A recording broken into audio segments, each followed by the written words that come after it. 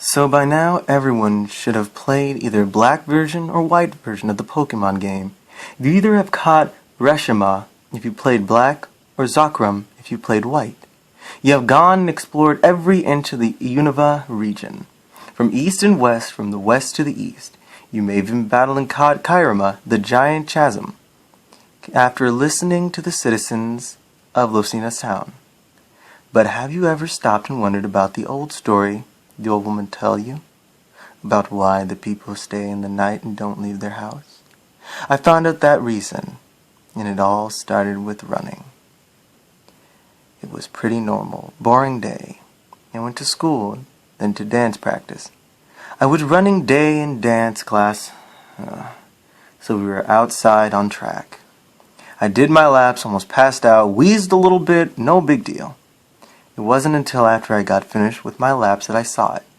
A small black and white game cartridge that after I picked it up and read, Pokemon White version.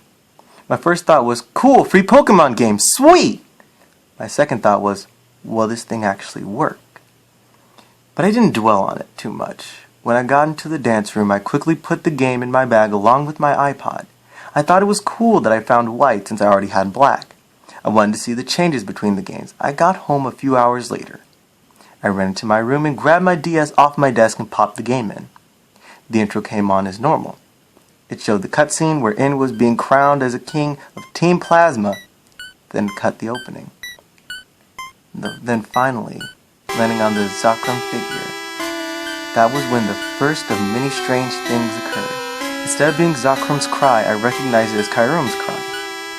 Of course, I didn't really think much of it at the time. I got a little into the screen expecting to see last save file from the person who had it last, but the only option was new game. None of the other game options had appeared, not even the settings option. I thought that seemed a bit weird, but click new game anyway. The intro was the same, Professor Juniper introducing you to the world of Pokemon, then landing on boy or girl option. I chose girl, then chose my name as Sienna. It wasn't my real name, but the name I called the character. From there, everything went as normal. I got the gym badges, battled my rivals, and fought against Team Plasma and N. Just made it to Aplicante City when something strange happened. Get us to this, Team Plasma weren't there delivering the speech about liberating the Pokemon. Instead, they were NCPs that seemed to be telling a story. I recognized the story as the legend of Nokiana's town. The one about the monsters that took away people in the night. At the end of the text box that was used for shouting came from an old woman's spirit. It said, "The monster is on the move." Afterwards, the screen went black for a moment. When it came back on, it was right where I was a moment before. But everyone was gone. Well, not everyone. Alder, Iris, Dradion were standing in front of me, but what came after surprised me. They started saying the usual dialogue for the game, saying stuff about the dragon-type Pokemon. It struck me as odd until I realized the game was a hack. I was surprised that the game I found was a hack, but then my interest peaked at the thought of where the story would lead.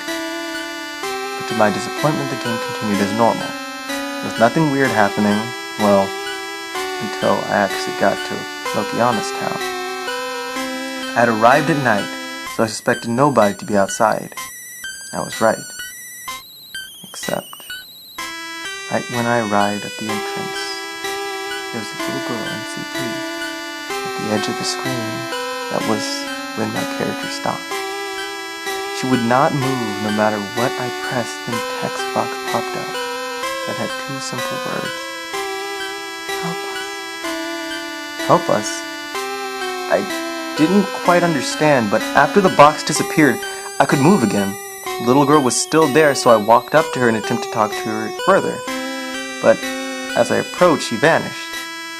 After I decided to explore the town, I walked up to one of the houses and attempted to enter, but found it to be locked.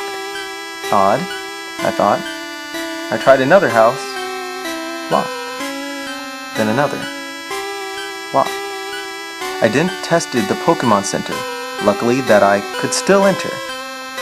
I then made my way to the house at the upper right-hand corner of the town. When I approached the house, the old woman who lived there came out and met me saying, "Child, what are you doing outside this late? It's too dangerous to be outside after dark. Come inside where it is safe." My character followed the woman inside the house. Inside, she told me the story about the town. I already knew the story, so I just kept spamming the A button. Afterwards, I decided to go to the giant chasm in hopes to catch Kyurem. Before I was able to walk outside, though, the old woman warned me not to go to the monster's lair. I didn't listen to her, mostly because I wanted to catch Kyurem. I got out of the house and ran to another NCP. Like before, the control stopped until the text box came up. This time the words were, "It's so cold." Then, as before, he vanished. When I tried to walk up to him, I was starting to get creeped out by this point, but continued heading to the giant chasm, regardless of the nagging feeling I was getting.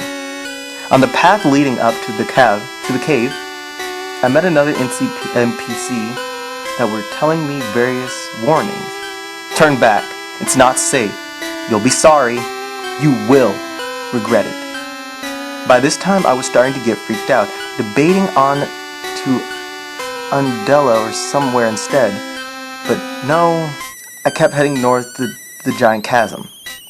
Finally, I made it to the cave, where I met yet another NPC. This time, it was a male ace trainer, Spirit, who slowly said, "Get out now, or end up like the rest of us." And like the others, he vanished. I was really getting anxious at what was going to happen. So here's that I did the most foolish thing I could. I continued. To get to the large crater area where the forest was and made my way to the very center of the crater. Then I heard Kyurem's cry, and afterwards, the whole crater filled with snow as usual. Then I walked to the cave where Kyurem rested and braced myself. That was when the strangest thing happened. Kyurem wasn't there. Instead, it was an old man NPC. I walked up to him until the controller froze again. Then, after a moment of stillness and silence, he looked my way and said, "Say goodbye." All of a sudden, the screen went white, and when the picture returned, I was outside the giant chasm. I got confused. What did he mean? I kept thinking that while I went down another route, but there was something off about the trip back. There were no people on the path, none. I even went to the direction of the Undella town, but nobody was there.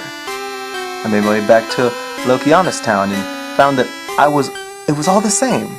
Every house locked, but now I couldn't even access the Pokemon Center. Everything got so weird so fast. Then a random thought crossed my mind. Check the trainer card. I chanced it, but wished I didn't. The character's sprites were dreadful.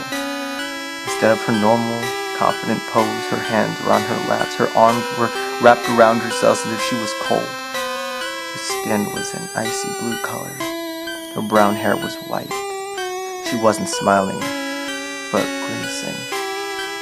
And there were her eyes. They were wide as if afraid, and they were tinted yellow. I clearly got off the trainer card and was frantic to check my Pokemon.